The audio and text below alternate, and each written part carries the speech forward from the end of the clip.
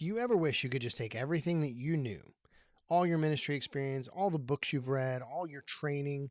Don't you wish you could take all of that and just download it to all your pastoral staff members so they could just be caught up with everything you knew, be highly trained, highly developed, highly effective just by giving it to them?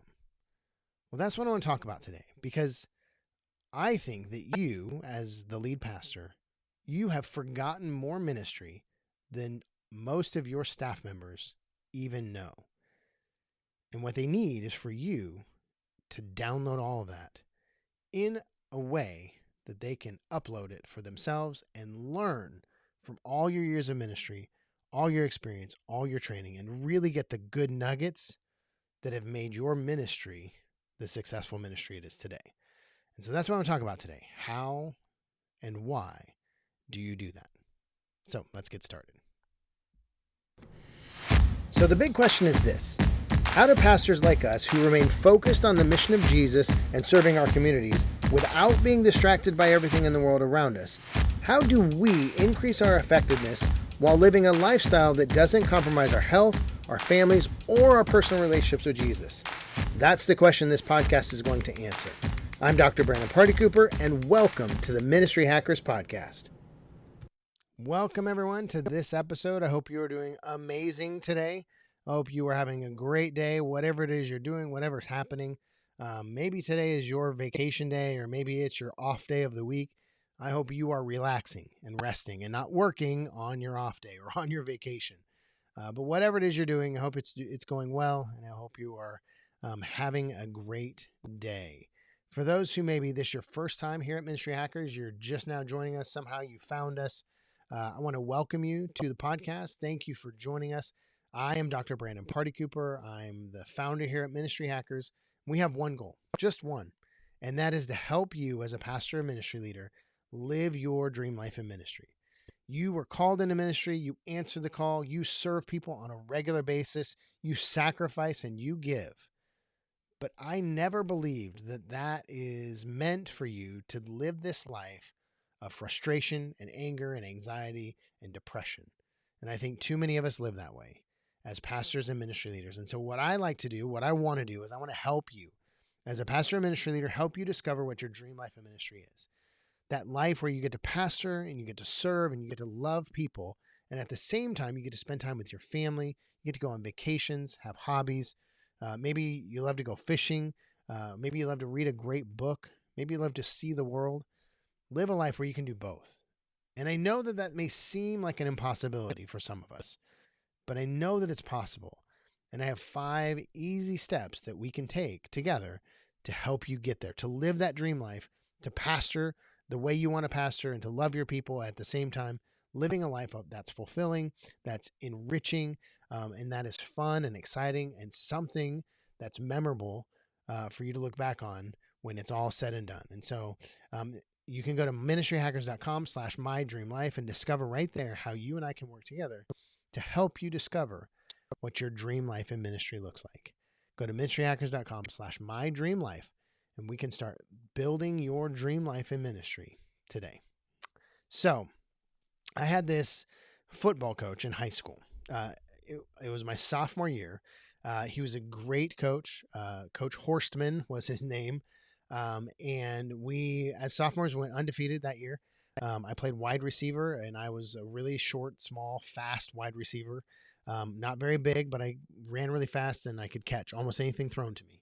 And I loved my coach. He was great. He, believed in me. He, did such a great job training. We, as freshmen, I think we won 2 games as freshmen. And we came into our sophomore year under Coach Horstman, and he turned us around. We went undefeated. The only semi-defeat was a tie to one of our rival schools in the city, and we tied them 7-7. And I'll never forget the end of the game. We tied them. It was 7-7. And I remember we were so upset as a team. But the other team was so excited that we had tied. And so it was a great season. Had so much fun. And I remember one day, it was towards the end of the season, and our varsity football coach came in and he talked to all the sophomore team.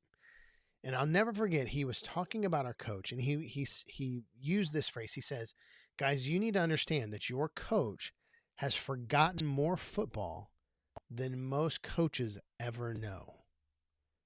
And I want you to think about that phrase. Coach knew more football, or had forgotten more football than most coaches ever knew. And that phrase has always stuck with me in all of my years, because I know exactly what coach was saying about our coach. And I've seen it over and over again in ministry. And my guess is, for you as the lead pastor, my guess is that you probably have forgotten more ministry than your pastoral staff members even know. Maybe even in some cases, collectively, you have forgotten more ministry than all of your pastoral staff members know together. And that's a pretty, when you stop and you think about that, that is a pretty amazing thing to think about, but it's also very, humbling, I guess, to think that some of us have been in ministry so long, we've seen so many things, we have encountered so many things, we have learned so many things, we've experienced so many things, that we can't even remember all of it. And there are others, particularly young pastors, who would give everything to just have what we have forgotten, let alone what we still remember. And one of the tragedies I think that happens in pastoral ministry is there are too many lead pastors out there who do not invest and train other pastors. They don't multiply themselves. They don't pour into others. A few episodes back, I had Pastor Jim Bradford. He was one of my mentors, somebody that I have learned a tremendous amount from, somebody I've gleaned from, not only as he was my pastor while I lived in Springfield, Missouri, but then the 15 years afterwards, when my wife and I traveled around and we were in ministry positions, and Pastor Jim was always our pastor. And I have learned so much from him. In many of it, most of it probably, would seem very small and insignificant and things that he just does naturally. But I've learned from him by watching and by him investing into me and by him writing books and me reading those books. And I think that there are too many of us, too many lead pastors out there who do not capture enough of what we know so that others after us can learn from that. We've been talking in the last couple episodes about training your pastoral staff team, creating a highly effective pastoral team by creating a training experience that trains highly effective pastors.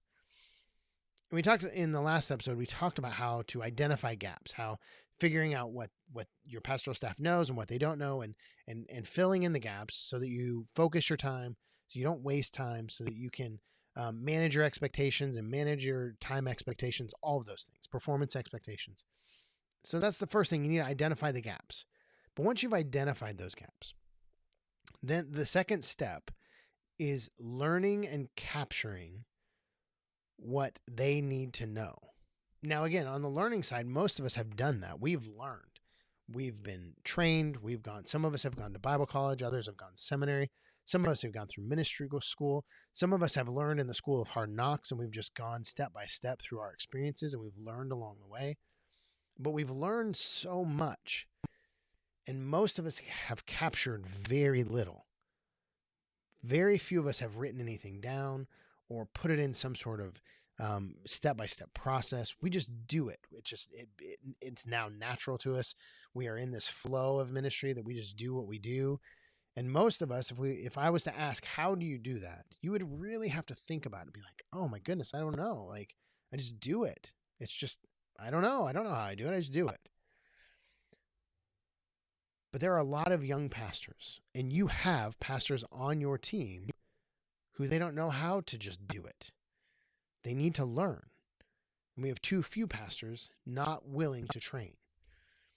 And so as we're talking about this, developing a training experience that trains highly effective pastors, the second step in that, first one, identify the gap, but the second step is to learn and capture.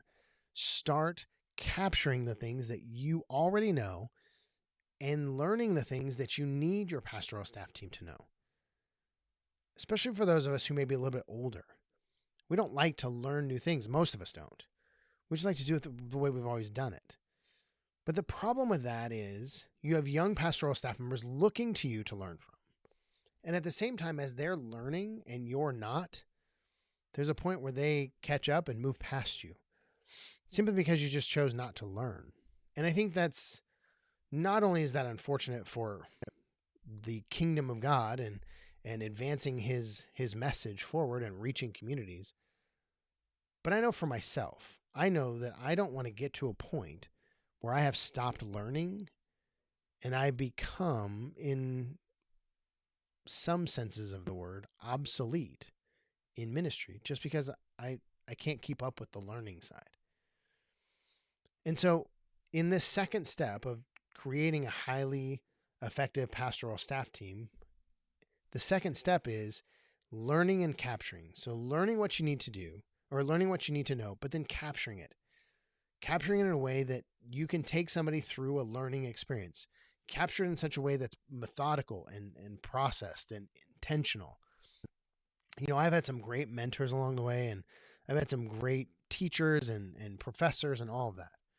The ones that have made the most impact on my life were one of two things, and some of them were both. The first one is they were highly relational and really engaged in me. They were concerned about me. They were focused on me. They really wanted me to do well. But the second trait that most of them had was that they had an intentional step-by-step process. They didn't teach me things that I wasn't ready for. They taught me what I needed to know now. And then after that, they built on it to what I needed to know next. And then what I needed to know next, and on and on and on. And so my growth wasn't up and down and up and down and up and down. It was more of this steady trend upwards so that I grew as a pastor, as an individual, as a spiritual leader, as a mentor. I grew in some ways. It just grew as a man. I grew because of the intentionality of those teaching me. And that's what I think needs to happen is I think that, for those of us who are wanting a highly effective pastoral staff team, we need to build a training experience that actually trains highly effective pastoral staff members. But in order to do that, once we've identified what the gaps are, we now need to have an intentional process, an intentional step-by-step learning experience based on what we as the lead pastors have learned and what we've captured. Can you send them to a book? Yes, you can. Can you send them to a class? Yes. Can they audit a course at a Bible college? Yes. All those things are true. But there is something valuable learning from a pastor who is right in the trenches, who is learning right alongside with them, who is engaged with people every day. There's something valuable in that. And I think that the more you can capture, the more you can write down, the more you can put it in a step-by-step process, the more effective your pastors will be, the faster they will learn, and quite honestly, the more enriched you will be because you're seeing the result of you investing into someone and them turning around and living that out. And at the same time, if you look at your own pastoral staff, whether it's a team of 2 or a team of 10, if they are all going through the same training experience, you're creating a foundation for them that they all share, which means that when you ask them to do something, they all have the same context that they're starting from. If you ask them to put on an event, they've already gone through your training experience, so they know, oh, that means this. It needs to look like this. This is what you expect it to be. This is how it should be effective, whatever. There's a foundation that they all work from. And what that does is it increases their morale. It increases their understanding of how to perform and do their job well. And it increases everybody's camaraderie amongst each other because that foundation is the same. And I know that the issue always comes down to time. We've talked about it in the last couple episodes, and then we'll talk about it again. Because I know the issue is, well, it takes a lot of time to do that. It does. Yes, you're right. It does. It does take time. But it's time that multiplies itself. So think about how much time do you put into your sermon every week? For some of us, put in 4 or 5 hours. Others give 10 or 12 hours a week to develop our sermons. But here's the reality and the difficulty of that is that you're going to do that and you're going to preach on Sunday and 3/4 of your congregation is going to forget it by Monday. However, if you invest time into creating an intentional training experience, then you're going to multiply yourself into other people who will then turn around and multiply themselves into others. Because people forget sermons. But most of us don't forget quality training that changed the way we did something. And if you do that, you create that training experience that really impacts your pastoral staff members, that gives them a foundation to work from and really changes the trajectory of their ministry in the positive way. There's no way to count how valuable that time is. And so again, I know it takes time to create a training experience. It takes time to not only learn the things you need to learn that you haven't, but mainly to capture all that and putting it into an intentional process. I know that takes time, but it's time well worth it because it'll pay for itself over and over and over and over again. Every time you bring on a pastoral staff member and they go through that same training experience, it will acclimate them. It will help them know exactly what they're doing. It'll add value to them and they will be better pastors, not only with you, but when they go on from you to another place, to the next place, when they leave your staff to go to be a lead pastor at another church, it will pay for itself. Maybe not specifically to you, but certainly to the kingdom. It'll make a difference. And isn't that really what we're after? Making a difference in the kingdom long term, multiplying ourselves and changing the lives around us. And who do you have more access to? Those pastoral staff members who've signed on and said, yes, I want to work with you and for you at this church to make a difference for the kingdom of God. Now, isn't that going to be way worth the intentional time that it takes to develop a process where they go through and are trained to be effective? I promise you it will. And so do you have to carve out some time? Sure, you do. Do you need to, spend some hard-earned mental energy to develop an intentional training experience? Yes. But I promise you, it's 100% worth it. Maybe 1,000% worth it. And so find the time, learn and capture the things that they need to learn, put it into a systematic, intentional process, and watch how effective your pastoral staff members become when you do that. I know you can do it. I know you have the time. I know you'll find a way. And remember, again, if you do this, you will start paving the way for you to live that dream life in ministry. You will pave the way for your team, your highly effective pastors on your team to start carrying more of the load, start multiplying themselves and other volunteers so that you can focus on the things that only you as the lead pastor can do. And you can pastor that growing church and spend time with your family. Go have a hobby. Go on a vacation. Go sit in your hammock and read a book. You'll have time for those things because you spent the time investing in your pastoral staff team. And because they're highly effective and doing great things, they're alleviating you from all these extra things that you're doing right now that keep you from living that dream life. So identify the gaps, learn what you need to, capture it, and create a training process or a training experience that's going to make a difference in their lives as well as yours. All right. I hope you have a wonderful rest of the day, and I will see you in the next episode.